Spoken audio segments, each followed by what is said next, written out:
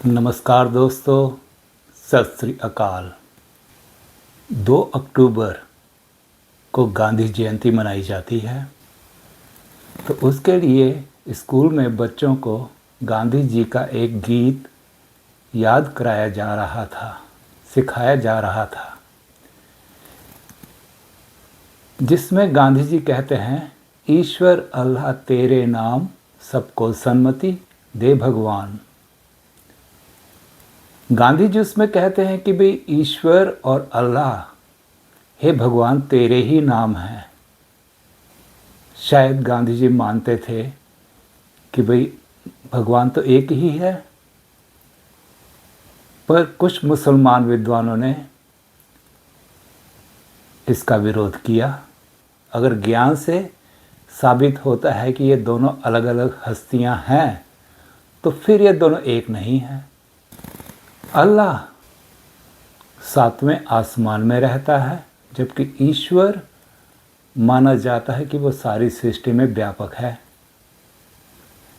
जो सर्वव्यापक है वो तो छठे, पहले, दूसरे, तीसरे, 7वें आसमान में भी है, और धरती में भी है, और आकाश में भी है, पानी में भी है, सब जगह है। अल्लाह को केवल मुसलमान मिल सकते हैं, एक ही धर्म के लोग, जबकि ईश्वर को हर कोई मिल सकता है, क्योंकि ईश्वर धर्म और जात से ऊपर है। ईश्वर की कोई जात और धर्म नहीं, और न ही वह किसी एक धर्म और जात को प्यार करता है। सारी सृष्टि उसकी बनाई है और सारी सृष्टि को वह प्यार करता है। अगर वो खाने के लिए साधु को देता है तो शैतान को भी देता है। अगर वो इंसान को देता है तो पशु को भी देता है। वो किसी से भेदभाव नहीं करता, पर अल्लाह भेदभाव करता है, क्योंकि वह सिर्फ मुसलमानों को मिल सकता है। इसका मतलब बाकियों के लिए अल्लाह के मन में भेदभाव है। वह सिर्फ मुसलमानों से प्यार करता है। बाकियों को तो इंसान भी नहीं माना जाता, काफिर माना जाता है, और उन काफिरों को मारने से अल्लाह खुश होता है। इसलिए कट्टर मुसलमान जो हैं वह ढूंढते थे काफिरों को। कहाँ मिलेंगे काफिर, ताकि उनको मार के अल्लाह को खुश किया जा सके। भागते थे इंडिया की तरफ, यहाँ उनको काफिर मिलते थे, क्योंकि हिंदुओं को अभी भी वो काफिर मानते हैं। जब तक वह इस धर्म को मानेंगे तब तक हिंदू उनके लिए काफिर ही होंगे। इसका मतलब यह नहीं कि वो इंसान नहीं है, इसका मतलब नहीं मानने वालों के अंदर इंसानियत नहीं है। जो दूसरे को इंसान नहीं मानते, काफिर मानते हैं, उनके अंदर इंसानियत नहीं है।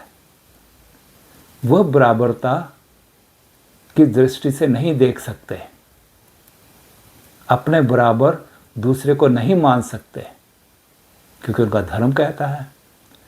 और यह धर्म कहता है उनका कि जो उनके अल्लाह को नहीं मानता उनको पत्थरों से मार दो, पत्थर से, और पहला पत्थर आपने मारना है। अगर हिंदुओं ने अपना बचाव नहीं किया तो। इसलिए मुगलों ने, जब मुगल आए, उन्होंने मारा हिंदुओं को, जबरदस्ती मुसलमान बनाया। ये जो आप भारत और पाकिस्तान में मुसलमान देख रहे हो ना, ये सब जबरदस्ती पीट पीट कर मुसलमान बनाए गए। और जब ये मुसलमान बन गए तो इनमें सोच वह आ गई, ये अपने ही भाइयों के दुश्मन बन बैठे। जिनसे ये बने थे उन्हीं के दुश्मन हो गए। हालांकि इनमें खून हिंदुओं का है, ये डीएनए जो है इनका, ये भी हिंदुओं का है। पर इंसानियत खत्म हो गई। जो किसी को इंसान ना माने, जो धर्म किसी को इंसान ना माने, उसमें इंसानियत नहीं है।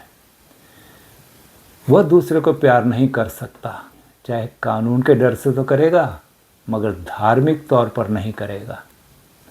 कानून के डर से तो कहेगा कि मैं जी सबको बराबर मानता हूँ, पर धार्मिक तौर पर कभी नहीं मानेगा वो, क्योंकि इसका धर्म जो सिखाता है उसको बचपन से ही सिखा दिया जाता है। उसमें धार्मिक नफरत की भावना बचपन से ही दी जाती है। अब ईश्वर और अल्लाह को मिलने का तरीका भी अलग अलग है। इससे आपको मालूम पड़ जाएगा कि यह दोनों अलग अलग हस्तियां हैं। अल्लाह को मिलने के लिए मुसलमान होना पड़ेगा, क्योंकि मुसलमान ही अल्लाह को मिल सकता है, दूसरा कोई नहीं। और तरीका क्या है कि मुसलमान जब मरता है तो उसको दफना दिया जाता है, और धर्म के नाम पर यह सिखाया जाता है और माना जाता है कि भाई क़यामत के दिन सब मुसलमान उठेंगे, तब वो जो मुसलमान है वही अल्लाह को मिल सकते हैं, दूसरा कोई नहीं। थोड़ा सा विश्राम दे के सोचो इस बात को कि क़यामत कब आएगी। अभी 1400 साल से अभी तक तो क़यामत आई नहीं कि ये मुसलमान उठ गए हों। आगे कब आएगी इसका भी किसको मालूम है? नहीं, क्योंकि यह क़यामत कोई नहीं देख पाएगा। अगर आ गई तो पहले तो यह नहीं मालूम कब आएगी, अगर आई तो किसको पता चलेगा? हमें मालूम पड़ेगा या आपको मालूम पड़ेगा कि कौन उठा? क्योंकि शरीर मरने के बाद डिकम्पोज होना शुरू हो जाता है। एक तरीका है कि उसकी बॉडी डिकम्पोज होती है, इसका मतलब है उसके शरीर का पानी पानी में मिलता है, मिट्टी मिट्टी में मिलती है, हवा हवा में मिल जाती है, प्राण निकल जाते हैं उसमें से। तो वह जहाँ से पैदा हुई थी, मिट्टी से, पानी से, हवा से, वहीं पर मिल जाती है, वो बॉडी ख़त्म हो गई। पर इनका मानना है कि बॉडी, शरीर उठेगा क़यामत के दिन। भाई 6 महीने बाद उसकी खुदाई करके देख लो उसका क्या हाल होता है। तो वो कैसे उठेगा क़यामत के दिन? क्या उठेगा? जब तक मनुष्य जिंदा है तब तक वह देखता है, सुनता है, पढ़ता है, विचार सकता है, जान सकता है, समझ सकता है। इसी कॉमन सेंस से सोचो, क्या मरने के बाद कोई व्यक्ति देखता है, सुनता है, पढ़ता है, विचारता है? अगर ऐसा होता तो भाई मरने के बाद डॉक्टर और इंजीनियर बन जाते, जीते जी नहीं बन पाते वो। ऐसा संभव नहीं है कि मरने के बाद ज्ञान होगा।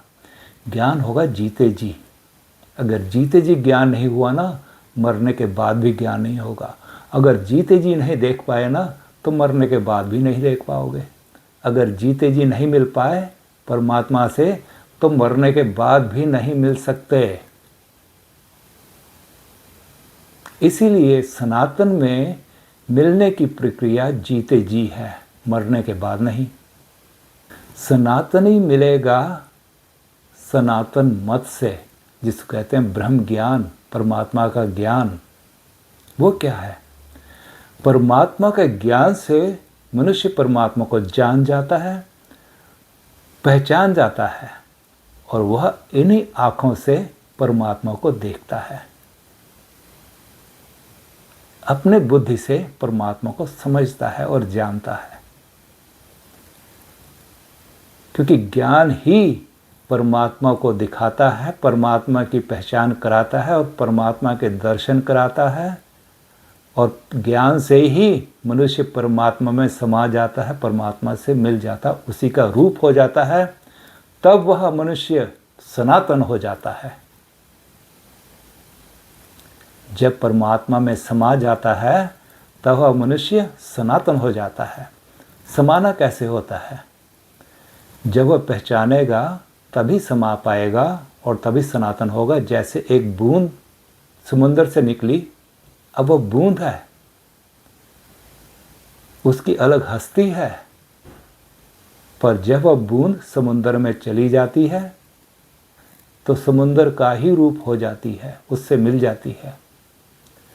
अब वो बूंद की अलग हस्ती नहीं रहती, वह समुद्र हो जाती है।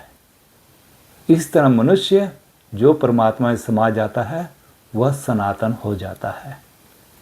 पहली बात।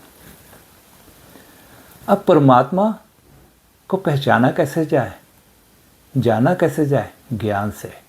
ब्रह्म ज्ञान परमात्मा का सारी सृष्टि में व्यापक है, क्योंकि वह सत्य का ज्ञान है। मेरी पगड़ी, ये रंग आप देख रहे हो ना, काला है। सारी सृष्टि में इस रंग को काला जाना जाता है। अब ये मुसलमान के लिए भी काला है, हिंदू के लिए भी काला है, क्रिश्चियन के लिए भी काला है। इसी सत्य को झूठ का अगर आवरण पहना दिया जाए कि कोई कहे इसको ये लाल रंग है, कोई पीला, कोई नीला, कोई हरा, यह सब झूठ है। अब झूठ की हस्ती है नहीं। जो नहीं जानता कि यह काला रंग है, उसको जो आप बोल दोगे वो मान लेगा। मगर जब उसको ज्ञान होगा कि यह काला है तो उसका झूठ खत्म, क्योंकि झूठ की हस्ती तो थी ही नहीं, भ्रम की हस्ती तो थी ही नहीं। सत्य हमेशा से था। ये आज नहीं बना, ये मैंने नहीं बनाया, पहले भी था, आज भी है, आगे भी रहेगा यह सत्य। इसलिए सत्य खत्म नहीं होता। परमात्मा सत्य है, वह कभी खत्म नहीं होता। अब परमात्मा सर्वव्यापक है और ज्ञान से जाना जाता है। अगर मैं कहूँ कि बर्फ़ में पानी पूर्ण रूप से समाया हुआ है, बर्फ़ के कण कण में पानी है, बर्फ़ ही पानी का दूसरा रूप है। अब दिख रही है बर्फ़, मगर जब बर्फ़ सामने नज़र आ रही है तो वह पानी उस व्यक्ति को नज़र आ जाएगा जिसको इस चीज़ का ज्ञान है कि पानी ही बर्फ़ बना हुआ इस समय। ज्ञान की दृष्टि से उसने बर्फ़ में पानी देख लिया। इसलिए जिसको ज्ञान हो जाता है वो सारी सृष्टि में ब्रह्म को देख लेता है। अब कबीर जी कहते हैं, अभे न माता सो कभे न माता। जो अभी नहीं मिलता वो कभी नहीं मिलता। अरे जब अगले सांस का भरोसा नहीं तो मरने के बाद का इंतज़ार आदमी क्यों करे? जो जीते जी नहीं मिल सकता वो मरने के बाद नहीं मिल सकता, नहीं मिल पाएगा, क्योंकि यह संभव है ही नहीं। जिस परमात्मा ने जीवन दिया है उसको पहचानना भी इस जीवन में है। जो इस जीवन में नहीं पहचान पाता वह जन्म जन्मांतर तक भटकता है। इसी को भटकी हुई आत्मा कहते हैं, परमात्मा से भटकी हुई आत्मा।